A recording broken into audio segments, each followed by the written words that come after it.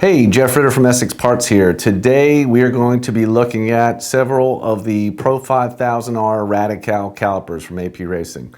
About 5 years ago, we wrote an article for the Essex Blog titled Sibling Rivalry, the 9660 versus the CP9668. Well, things have changed a little bit since then. We've introduced some new variants of these calipers, so I wanted to walk you through that. And we're going to use video this time instead of just text and images, and show you some of those differences between these calipers. Which of these calipers, the narrow or the wide variants, is a common question we still get today. And usually when someone's ready to finally make the purchase on one of our brake kits, it comes down to the choice between these two calipers. So we'll show you all the details and help you pick out which one's the best fit for you. So initially we had what we called the 9660 and the 9668. The 9660 was the narrower version, the 9668 was the wider version. Now we have what we call the 9661 and the 9669. So the 9660 and the 9661 are the same caliper body. If you pick them up and look at them, they're going to look from the outside identical. But the difference on those is between the 60 and the 61 is the piston sizing. So with the 61, it's basically smaller pistons and a smaller torque output on that caliper. And that relationship is the same between the 9669 and the 9668. So the 9669 is the small piston bore variant of the 9668. So from here on out, we're going to simply refer to the 9660 and the 9661 calipers as our narrow variants, and the 9668 and the 9669 as our wide variants. Before we get into all the differences between these calipers, I'm going to say just a couple things about the similarities between them. So this caliper family, they're all the same construction. They're forged symmetrical Radi-CAL calipers from AP. They have the same materials. They use the same style pistons, anti-knockback springs. They are actually interchangeable on the same bracket and disc cap in our kit. So if let's say you had a 9660 kit, the 9668 caliper would drop right onto your existing caliper bracket and run on the disc in the proper manner. And that's because the offset and the mounting pattern is the same on them. So the distance here for the mounting holes and the distance between those mounting holes and the center line of the brake disc when this is mounted are identical on both the narrow and wide versions of these calipers. So they're interchangeable in that manner.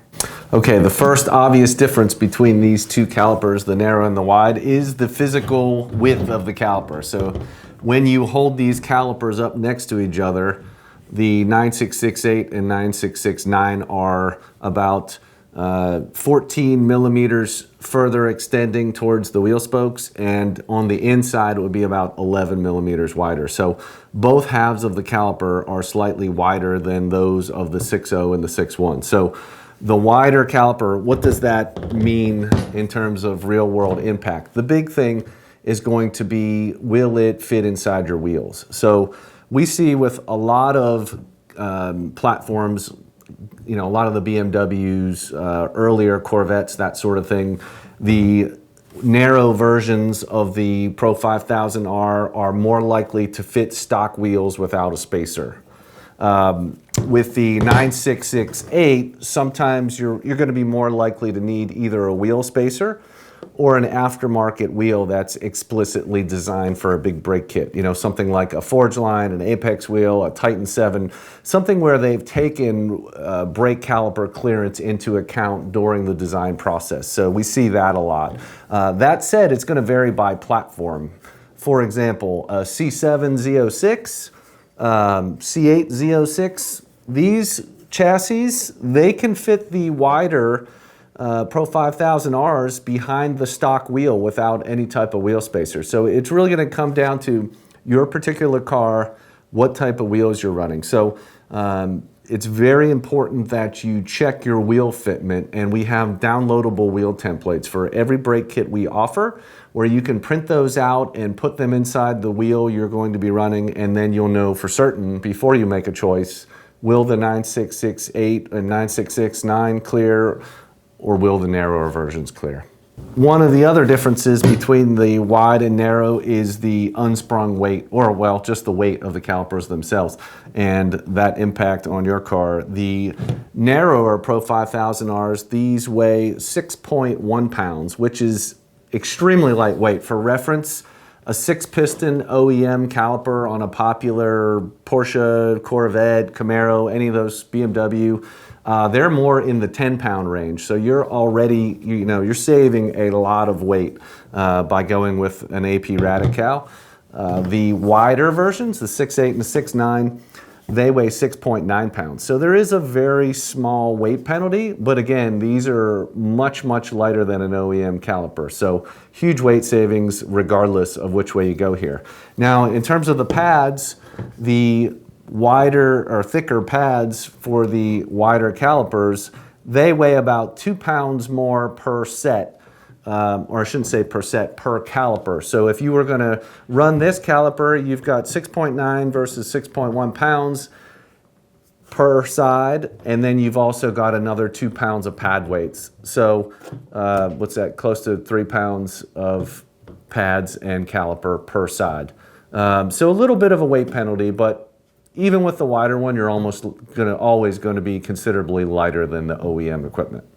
Wider calipers and the narrow calipers accommodate the same brake pad shape. And by shape, I just mean this shape, if you look at the two different pads, is the same. The backing plate is the same. It's the same thickness, and it is not the same part number though, and that is because of the thickness difference. So you can see this, and we'll show you some still images as well to give you a better visual on that. The wider Pro 5000R take a 25 millimeter thick pad, and the narrower Pro 5000R take an 18 millimeter thick pad. So the 18 millimeter thick, this is still thicker than most OEM pads even on the top trim sports cars from all the vehicle manufacturers. So you usually don't see anything wider than an 18 millimeter. The 25 millimeter thick takes that another step further, and these wider versions were really designed for endurance racing, and that's where that thicker pad comes from. Now, what's really interesting about these is that almost all the pad manufacturers make their compounds in both of these thicknesses in these shapes. But the cost or your price is going to be near identical for that. So you get that much more pad material for about the same price. So in terms of your long-term running cost, it's going to be a lot more economical if you can fit the wide version of the Pro 5000 on your car, because you're going to be running through pads a lot less quickly with the wider version. So again, this decision, A, comes down to wheel fitment, and B, comes down to what size pads you want to run. If you really don't want to mess with it and don't want to change your pads, you hate doing that, like many of us do after many years, the wider version is going to be the less maintenance, less pad replacement route for you. Okay, now we'll just give a brief summary again on those points from the perspective of this is how I use my car.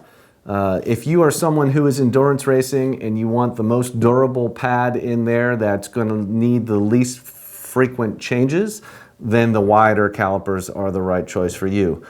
Also, if you're someone who hates fiddling with your car and you just want to drive it to the track and do as many laps as you can and leave the pads in there and not have to wrench on the car, the wider caliper is going to be the one for you.